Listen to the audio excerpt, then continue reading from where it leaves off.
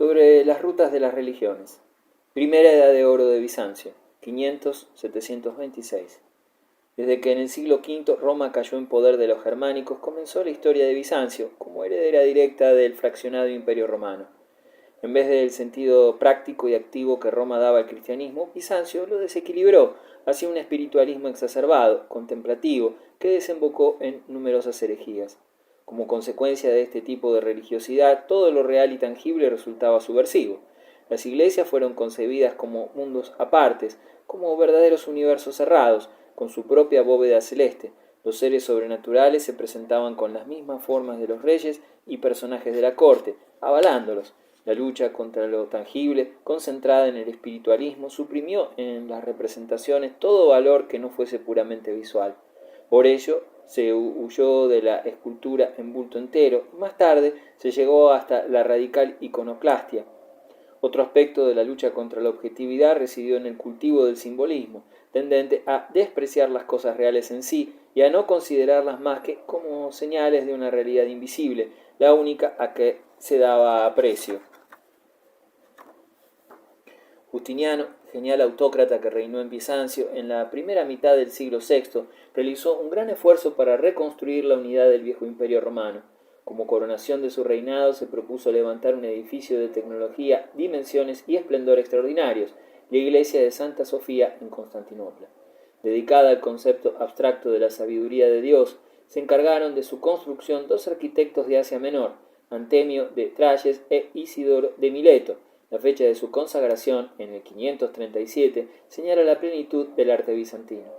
En la concepción de este original edificio se combinan los dos tipos de templos constantinianos, el basilical y el de planta central, columnas de mármoles de color, capiteles de bajorrelieve espinoso y trepanado, muros bajos revestidos de mármoles distintos y toda la parte alta, bóvedas y cúpula sobre pechinas de mosaicos vítreos de esmalte como con fondo de oro, convirtieron esta iglesia en algo deslumbrador que, desgraciadamente, todavía ocultan en parte las malas pinturas de la época musulmana.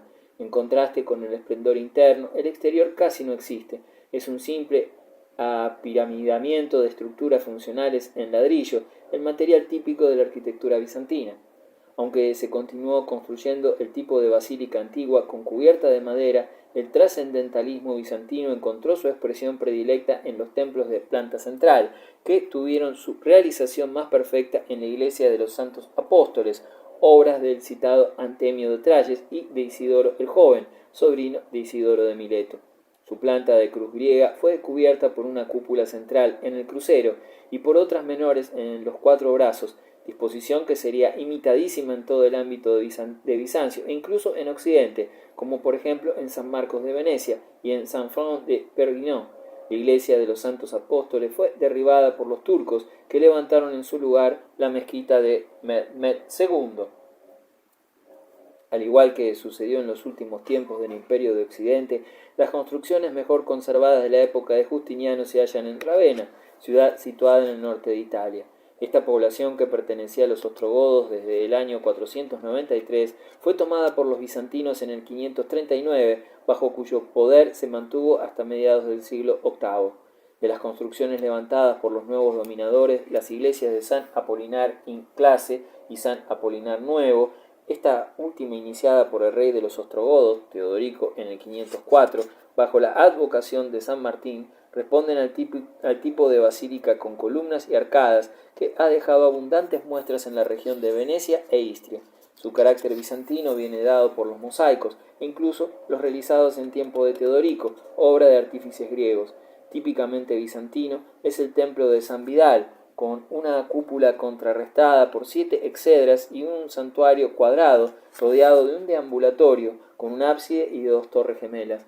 Los mosaicos que Teodorico encargara para San Martín, posteriormente San Apolinar Nuevo, representan escenas de la vida de Cristo según modelos sirios, Jesús barbado como personaje histórico o bien al modo egipcio, Jesús imberbe como intemporal segunda persona de la Trinidad. Aparecen también 32 personajes del Antiguo Testamento, aislados en fingidos nichos como en los sarcófagos, y el tema oriental de los animales antitéticos. A partir del 539 se completó esta obra helenística con una decoración típicamente bizantina, consistente en 2 frisos procesionales de mosaico vitrio sobre el fondo de oro, situados encima de las arcadas. Dichos frisos han sido llamados las Panateneas cristianas, ya que, como en el Partenón, su procesión avanza paralelamente por los 2 lados de la nave. El ritmo es rígido, insistente hasta la monotonía, con alternancia de figuras y paradisíacas palmeras cargadas de dátiles, que de hecho aíslan a los personajes. Estos visten prendas suntuosas, con profusión de joyas y pedrería, y llevan coronas en la mano, sostenidas a través de un velo en señal de respeto. El más rico conjunto de mosaicos de la época de Justiniano se halla en la iglesia de San Vidal, sobre todo en la porción cilíndrica del ábside, donde en 2 escenas simétricas se representa a Justiniano en medio de su corte y a la emperatriz Teodora rodeada de 7 damas y 2 oficiales acercándose con una ofrenda a la fuente del atrio de un templo. La solemnidad, el gusto por la riqueza, la etiqueta, la impresionante frontalidad de las figuras, el ritmo rígido y el variado esplendor de los colores y del oro hacen de estos mosaicos el más completo documento iconográfico sobre el mundo de los autócratas de Bizancio. De la misma época datan otros muchos mosaicos italianos, como los del ábside de Sant'Inés en Roma, donde encontramos el primer testimonio de la creciente devoción a los santos en el hecho de que sea la imagen de Santa Inés la que preside el conjunto. En Salónica, en la cúpula de San Jorge, también aparecen numerosos santos celebrando la misa ante altares. La pintura mural de esta época se desarrolló sobre todo en Egipto, donde en el siglo VI se realizaron obras muy importantes como el ábside del monasterio de Bayut, el primer ejemplo de la ordenación figural que triunfará en el románico. Centra la concha la figura entronizada del Pantocrátor, el Todopoderoso, con el nimbo y la mandorla, rodeado de seres celestes. En la parte cilíndrica, la imagen de la Virgen preside al apostolado. La obra está realizada en colores planos, asociada a un dibujo de trazos fuertes y esquemáticos, según la tradición de los hipogeos faraónicos, y que dará origen a la esquematización románica. En la pintura portátil, el bizantinismo siguió fiel, como en la musivaria profana de los palacios, a la temática y al estilo helenísticos, visibles en el leccionario griego de Leningrado. Los cuadros religiosos exentos aparecieron por primera vez en Egipto, quizás como derivación de los retratos funerarios del Fayum. Así se originó el tema oriental de los íconos, entre los cuales uno de los más antiguos es el de los santos Sergio y Baco, conservado en el Museo de Kiev, que data posiblemente del siglo V y muestra todavía rasgos helenísticos. Los libros miniados, tanto de tema profano como religioso, siguieron a menudo modelos alejandrinos. De la Eboraria bizantina, continuadora de la del Imperio cristiano en sus principios, fiel al helenismo, cabe citar aparte los dípticos consulares e imperiales, el marfil Barberini del Louvre, con una figura ecuestre del emperador en alto relieve. En orfebrería, la cruz de Justino II, en Letrán, del siglo VI, señala la entrada de la vidriería tabicada, común al arte iránico y al escita sármata. Bizancio iconoclasta, 726-787. El espiritualismo propio de las sectas extremas consiguió eliminar las imágenes del arte religioso bizantino bajo un edicto dado por León III en el año 726. Para dar ejemplo, el mismo emperador rompió una imagen de Cristo y, posteriormente, sus sucesores, Constantino, el Coprónimo y León, el armenio, emplearon contra los iconódulos la fuerza disuasoria de la persecución. Los iconoclastas representaban las clases dominantes y asiáticas del imperio, ejército, alto clero y emperador. Los iconódulos nutrían sus filas entre los occidentalizantes, las mujeres y los monjes. El arte monumental de esta época de crisis apenas nos ha dejado algunas obras de carácter profano, como la estatua de Constantino VI, erigida en Constantinopla a fines del siglo VIII. En edificios religiosos aparecen también algunas representaciones de índole profana, por ejemplo, los mosaicos de la Basílica de San Juan Bautista, actual mezquita de Damasco, con fantásticas arquitecturas en medio de un profundo paisaje. Si la época fue pobre en arte monumental, dio por el contrario un gran impulso a la miniatura, desde obras profanas como el Ptolomeo del Vaticano del siglo IX, fuertemente alejandrino todavía, hasta obras religiosas en las que se expresa el carácter popular y ferozmente apasionado de los monjes, todavía vivo en el Salterio de Chuldov del siglo X, hoy en Moscú.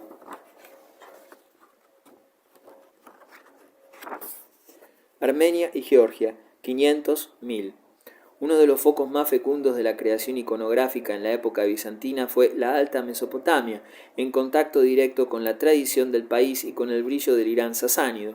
En un monasterio de esta región fue miniado en el año 586 el Evangelario de Rábula, hoy en la Laurenciana de Florencia, en el que se representa por primera vez la imagen del crucificado con el columbium o túnica con mangas. Igualmente hace su aparición el tema de la ascensión, que nos muestra a Cristo dentro de la mandorla y sobre las ruedas de fuego y las alas con ojos, de los que no nos habla la visión de Ezequiel, flanqueado por ángeles y remontándose por encima de la Virgen y los apóstoles. Un poco más al norte, en Armenia, los libros miniados de Etmitzin del siglo VI, copiados en el X, desarrollarían temas arquitectónicos polícromos, enriquecidos con los pares de animales antitéticos de la tradición mesopotámica. A partir del siglo VI, Armenia fue un núcleo muy importante de arquitectura y escultura, bajo la influencia de los pueblos vecinos, sasánidas, mesopotámicos, siríacos y bizantinos. Su arquitectura pétrea muestra una desusada perfección estereotómica, aumentada por el pulimentado y el frecuente lavado de los edificios con leche. La planta típica de sus iglesias es la del viejo megarón, a base de una sala con 4 pilares sustentando el techo. El primitivo envigado, que daba lugar a un orificio central, se convirtió aquí en un sistema de bóvedas de cañón, formando cruz, con una cúpula central que forma apiramidada en su exterior. Los 4 brazos de la cruz terminaban en otros tantos ábsides. En el siglo X esta arquitectura se enriqueció con relieves de tipo recortado, a 2 planos, con dintornos incisos, como los que adornan la catedral de Ani, obra del arquitecto Tiridates, o la capilla dodecagonal de San Gregorio en la misma ciudad. En esta segunda etapa de la arquitectura de Armenia y Georgia aparecen elementos que presagian ciertas formas del gótico, como los pilares a modo de haces de columnas y las bóvedas ojivales con nervios que se cruzan. Temas de la escultura occidental románica aparecen también aquí, por ejemplo en los relieves de los tímpanos con motivos heráldicos. Independiente de Armenia desde el año 265 y gobernada por reyes sasánidas hasta finales del siglo VIII, Georgia era un país cristiano de cultura iránica. Tuvo basílicas clásicas como las de Bolnisi del siglo V y otras con las naves separadas, tipo que veremos en España, como las de Upliske del siglo VII. También se desarrollaron estructuras centrales y plantas en cruz griega, como en Nikorminda, pero estas disposiciones comunes al mundo bizantino se realizaban con una técnica lapícida y con decorativismo iránico. Egipto copto, 600-1000. En vísperas de la invasión islámica y en las épocas subsiguientes se desarrolló en Egipto cristiano el arte copto. Se trata en general de un arte pobre que continúa fiel a la escultura espinosa y trepanada y a la arquitectura basilical, con techo de madera y santuario abovedado, más tarde cupular, visible en las basílicas de Abu Serga, Abu Menas y Saqqara. Innovación copta fue el arte de las ensambladuras, de ingeniosa técnica y geométricamente intelectual, que tuvo gran repercusión entre los musulmanes. Aplicado al mármol, este trabajo dio lugar a variadas obras musivas a base de incrustaciones en piedra y con arabescos, tal como podemos ver en los púlpitos de Abu Serga, según un estilo que los Cosmati imitarán más tarde en Sicilia y en el sur de la península itálica. Las ensambladuras en madera, a veces con aplicaciones de marfil, hacen gala de preciosistas entrelazados, a menudo enriquecidos con incisiones.